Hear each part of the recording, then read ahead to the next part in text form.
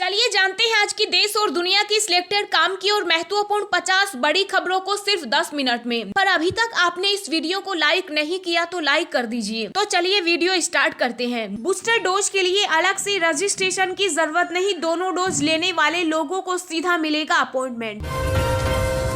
देश में 5 राज्यों की चुनावी तारीखों का हुआ ऐलान, 7 चरणों में होंगे विधानसभा चुनाव। शुरुआत 10 फरवरी को यूपी से, 10 मार्च को आएंगे नतीजे। फरवरी में पिक पर होगी कोरोना की तीसरी लहर, कानपुर आईआईटी के वैज्ञानिक का दावा, रोज 8 लाख मरीज संभव। वैक्सीन नए लेने वाले हो जाएं सावधान, मुंबई में ऑक्सीजन सपोर्ट पर 96%, वही मरीज जिनका अभी तक नहीं हुआ टीकाकरण।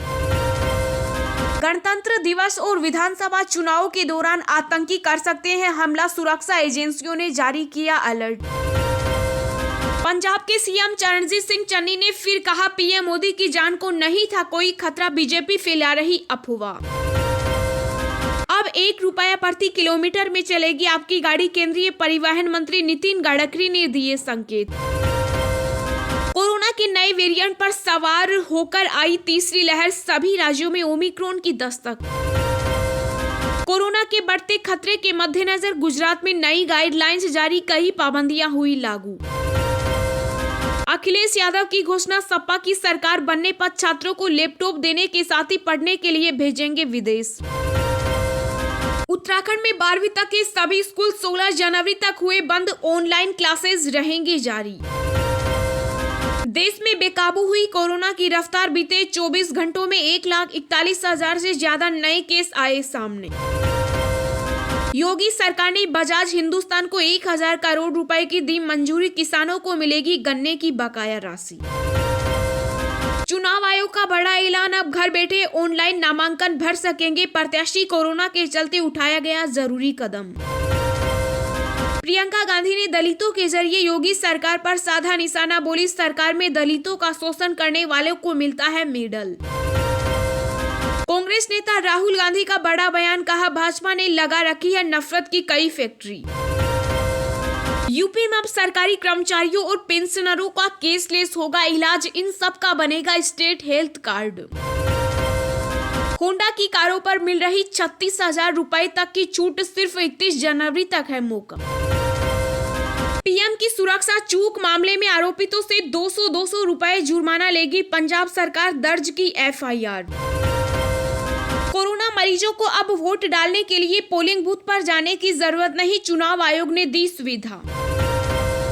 ओमिक्रॉन ने बढ़ाई टेंशन, दुनिया भर में कुल मामले 30 करोड़ के पार, 34 देशों में टूटा वायरस का रिकॉर्ड। कोविड पैनल प्रमुख का दावा, कोरोना को खत्म करना असंभव, बढ़ते मामलों का भी कोई मतलब नहीं। तेजी से चल रहा 15 से 18 वर्ष के बच्चों का टीकाकरण, अब तक 38% बच्चों को लगा सुरक्षा कवच। कोरोना की तीसरी लहर का अलर्ट, रेलवे ने शुरू की ऑक्सीजन एक्सप्रेस चलाने की तैयारी। पंजाब के सीएम चरणजीत सिंह चन्नी के परिवार में 3 मेंबर कोरोना पॉजिटिव, मुख्यमंत्री ने सभी रैलियों को किया रद्द। कांग्रेस नेता पी चिदंबरम बोले, गोवा में भाजपा को हराने की इच्छुक किसी भी पार्टी का समर्थन लेने को तैयार है कांग्रेस। कांग्रेस छोड़कर बीजेपी में आए पंजाब के विधायक फतेह सिंह बाजवा को केंद्र सरकार ने दी वीआईपी सुरक्षा। मद्रास हाईकोर्ट ने हिंदुओं के खिलाफ आपत्तिजनक टिप्पणी को लेकर ईसाई धर्म प्रचारक को लगाई फटकार। सीएम योगी आदित्यनाथ अयोध्या से लड़ेंगे चुनाव, मुख्यमंत्री के ओएसडी और गुजरात के विधायक टोहल लेने पहुंचे रामनगरी। गोवा में पिछली बार बीजेपी ने छीन ली थी कांग्रेस से बाजी, इस बार टीएमसी और आप की एंट्री से होगा खेला। आईआईएम के छात्रों और शिक्षकों ने पीएम मोदी को लिखा पत्र, कहा माननीय प्रधानमंत्री आपकी चुप्पी हेट स्पीच को बढ़ावा देती है। केंद्रीय मंत्री अनुराग ठाकुर ने अखिलेश यादव पर साधा निशाना, कहा जो आतंक का वातावरण पैदा करते थे आज वो नहीं आते नजर। सपा अध्यक्ष अखिलेश यादव की मांग, रैली कराने के लिए डिजिटल प्लेटफॉर्म उपलब्ध कराने में मदद करे चुनाव आयोग। बीजेपी प्रदेश अध्यक्ष का चन्नी सरकार पर निशाना, कांग्रेस ने रोक दी, पंजाब को मिलने वाली सौगात जनता नहीं करेगी माफ। राजस्थान में कोरोना विस्फोट, सीएम गहलोत ने पीएम मोदी के सामने रखी छोटे बच्चे के भी वैक्सीनेशन की मांग। पंजाब में कांग्रेस पहली लिस्ट में घोषित करेगी 75 उम्मीदवारों के नाम, कई विधायकों के कटेंगे पत्ते। पंजाब के नए डीजीपी बने वीरेश कुमार भावरा, आचार संहिता लागू होने से ठीक पहले सरकार ने लिया फैसला। कांग्रेस नेता उदित राज का विवादित ट्वीट, कहा सत्ता के लिए पीएम मोदी ने खुद कराया पुलवामा कांड। उत्तराखंड में कांग्रेस ने शुरू की बसपा और अन्य दलों में सेंधमारी मैदानी इलाकों में किला मजबूत कर रही है पार्टी। पश्चिम बंगाल सरकार ने कोविड पाबंदियों में दी छूट, सैलून, पार्लर और आधी क्षमता के साथ चलाने की अनुमति। नागपुर में जैश-ए मोहम्मद ने की आरएसएस मुख्यालय और हेड गेवार भवन की रेकी, पुलिस अलर्ट, बढ़ाई गई सुरक्षा।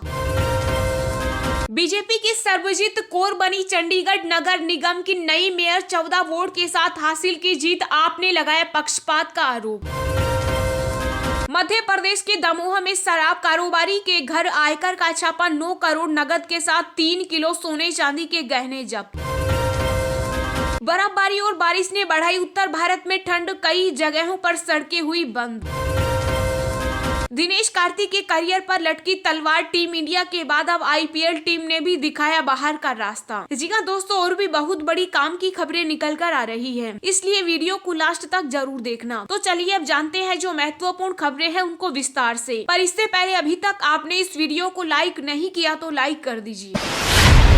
बूस्टर डोज के लिए अलग से रजिस्ट्रेशन की जरूरत नहीं, दोनों डोज लेने वाले लोगों को सीधे मिलेगा अपॉइंटमेंट। जी हाँ, देश कोरोना वायरस के मामले लगातार बढ़ते ही जा रहे हैं। कोरोना के नए वेरिएंट ओमिक्रॉन के नए केस देश भर में बेकाबू होते जा रहे हैं। कोविड-19 से बचाव के लिए सिर्फ वैक्सीन ही एकमात्र उपाय है। केंद्र सरकार के साथ राज्य सरकारें भी अपने अपने स्तर पर कोरोना के बचाव के लिए टीकाकरण अभियान चला रही है। बूस्टर डोज के लिए अपॉइंटमेंट शुरू हो गयी। 10 जनवरी से प्राथमिकता वाले लोगों यानी health worker, front line worker और किसी बीमारी के साथ रह रहे 60 साल के ऊपर के लोगों को वैक्सीनेशन की प्रीकॉशन डोज लगाई जाएगी। बूस्टर डोज के लिए लोगों को अलग से रजिस्ट्रेशन कराने की कोई आवश्यकता नहीं होगी। वैक्सीन की दूसरी खुराक लेने के लिए 39 सप्ताह बाद या ऑनलाइन अपॉइंटमेंट बुक कर सकते हैं या सीधे वैक्सीन केंद्र पर आकर वैक्सीन लगवा सकते हैं। नीति आयोग की सदस्य विकी पॉल ने कहा कि जिन लोगों ने पहली 2 खुराक कोविशील्ड ले ली है उन्हें कोविशील्ड, और जिन लोगों ने कोवैक्सीन लिया है उन्हें कोवैक्सीन दिया जाएगा।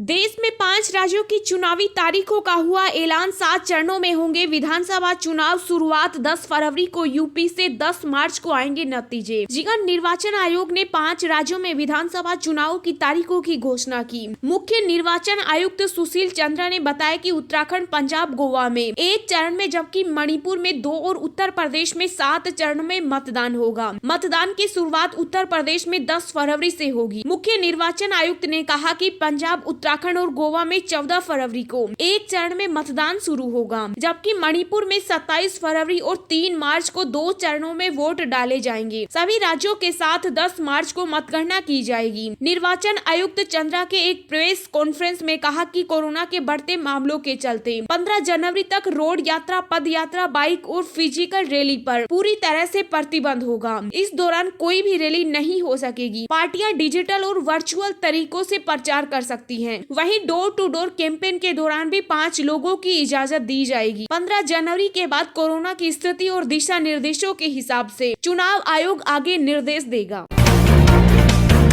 कोरोना की तीसरी लहर का अलर्ट, रेलवे ने शुरू की ऑक्सीजन एक्सप्रेस चलाने की तैयारी। जी हां, कोरोना की तीसरी लहर की आशंका को देखते हुए रेलवे ने जरूरत पड़ने पर ऑक्सीजन एक्सप्रेस चलाने की तैयारी शुरू कर दी। इस संबंध में एनसीआर समेत तमाम जोनल को रेलवे बोर्ड ने पत्र भेजकर जरूरत पड़ने पर ऑक्सीजन एक्सप्रेस के संचालन की सभी तैयारी पूरी रखने का निर्देश जारी कर दिया। गौरतलब है कि कोरोना की दूसरी लहर के दौरान ऑक्सीजन की आपूर्ति को लेकर रेलवे द्वारा बड़े स्तर पर ऑक्सीजन ट्रेन का संचालन किया गया था। वहीं अब एक बार फिर देश भर में कोरोना की तीसरी लहर की आशंका को देखते हुए उत्तर मध्य रेलवे द्वारा ऑक्सीजन की आपूर्ति को लेकर ऑक्सीजन एक्सप्रेस चलाने की तैयारियां शुरू कर दी गई। इस संबंध में रेलवे के अधिकारियों का कहना है कि शासन से निर्देश के बाद यह तैयारियां की जा रही है। बहरहाल कोरोना की दूसरी लहर के बाद तमाम शहरों में ऑक्सीजन प्लांट प्राथमिक स्तर पर लगाए गए हैं। फिर भी शासन से निर्देश के बाद सभी तैयारियां पूरी हैं। आवश्यकता पड़ने पर रेलवे एक बार फिर पूरी शिद्दत से अपना कार्य करेगा।